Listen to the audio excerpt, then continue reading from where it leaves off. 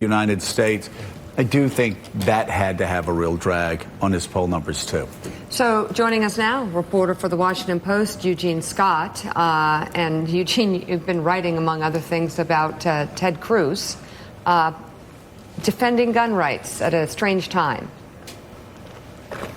Absolutely. We have seen in these days following the shooting in Odessa, Senator Cruz and quite a few conservative leaders make arguments for gun rights based on their deeply held religious convictions, pointing to Bible verses and understandings of passages that demonstrate that one of the reasons that so many social conservatives are opposed to gun control is because they believe that the Bible gives them the right to self-defense, and that, quite frankly, means gun ownership and some opposition to legislation that they believe could make it more difficult for Americans to have guns. And I think this is an argument we're going to see grow with some frequency on the right. Actually, it will grow with people who are ignorant of the Bible, is where it will grow. I'm just curious, when did Jesus say that somebody had the right to have a military-style weapon, an AR-15? To kill as many people as When did possible. Jesus say? Because I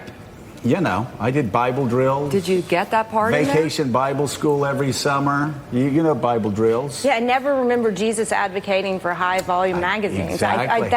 I missed that one in Bible drills. I missed that part. I also missed the part, Eugene, where Jesus said that blessed were those who were able to have AR-15s, or blessed were domestic abusers or terrorists that could walk into a gun show and get whatever gun they wanted, or maybe do what the Odessa shooter did, and that is buy a gun from somebody else and not have a background check. Did Senator Cruz clarify where he got that? Yeah, what Bible verse, what's the biblical reference that he used?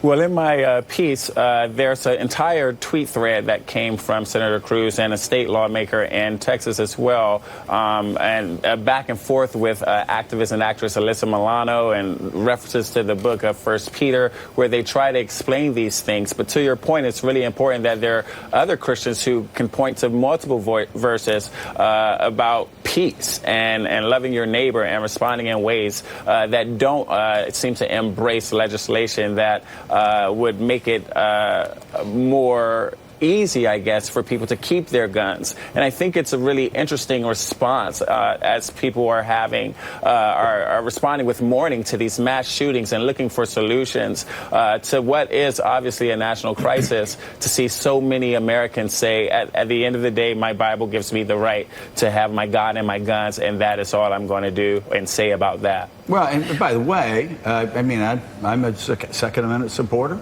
I know, Elise, you're a Second Amendment supporter. I believe Americans should have a right to worship their God and also own guns and protect their families. So, I'm just wondering how that extends to allowing domestic abusers to get guns without background checks, or allow terrorists. You remember a couple of years ago where you actually had a terrorist who was on the top 10 wanted list. I think he was an ISIS terrorist, saying, I love the United States because you can just go in to gun shows or go other places and you can buy guns privately and kill a lot of Americans without getting a background check. That's the best way to kill the most Americans. That was an ISIS terrorist saying that. And encouraging other terrorists. All for your rights. I don't think that Jesus would support that ISIS view. I think we should be able to protect our families. We should be able to protect our schools. We should be able to protect, wait for it, Texas churches. We should be able to protect 17-month-old babies driving in Texas from the randomness and the craziness of people who can just go and actually, in this case, get an AR-15, a military-style weapon, that, by the way, is not protected by the Constitution. It's not. I mean, don't get mad at me. Connecticut's banned it. Other states have banned it for a long time, and the United States Supreme Court has not stepped in and said that's unconstitutional. Those laws still stand. That has nothing to do with Jesus.